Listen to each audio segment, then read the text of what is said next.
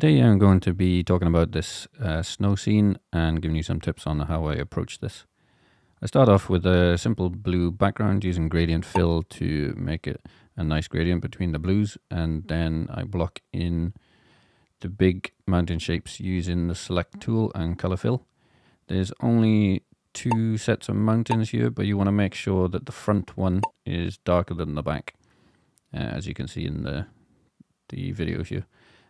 So now we decide where the sun is coming from. It's coming from the top left, and we need some definite shapes on the mountains to display where the sun's coming from.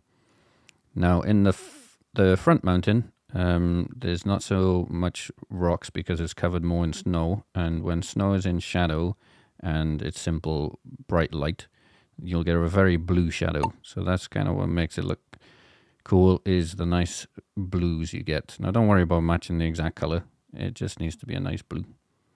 So one thing you need to look out for when you're making snow is make some very definite shapes to begin with, and we'll break them up later. So we want big to smaller, and eventually we'll go very small but towards the end. Now once you have some of your big shapes in, you want to start breaking it up. So this is totally random, but I try to make sure there's enough shapes and gaps to make it look like snow has fallen flat or hits rocks and things like that. So you can play around here. It doesn't have to be that accurate. I'm not really copying anything. I just want to make nice shapes in the shadow sections of where the snow would be. Make the shapes fairly big to begin with, because we're going to break them up later. But what you're trying to do is make interesting shapes that look different to each other. So they'll have straight bits, curved bits, but just make sure you have enough gaps where the sun doesn't, where the snow, doesn't hit, because that will be like really sharp vertical edges where the snow couldn't land. So that's why you have some of the dark spaces. So once you have all the snow bits, then you can go and use the eraser and just use a little small brush on the eraser and just get rid of some. Now we're highlighting the rocks. It's the same process. We take the big rock and we break it up into smaller shapes where the snow might hit it. On these rocks, it goes a little bit more horizontal because the rocks will have ridges and things, so it breaks it up quite nicely. But again, you can use big shapes and then you can define them more later if you want to. You can leave them fairly big. Now it's the same concept pretty much everywhere.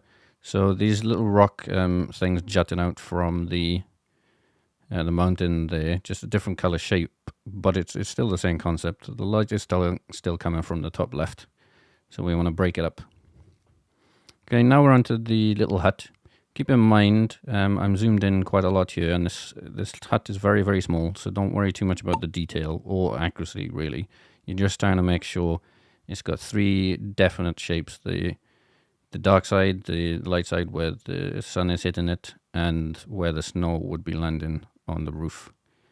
I put a few little details in here, but by the time that you zoom out, you can't really see them, so don't get too obsessed with that. Just nice little details will do the job.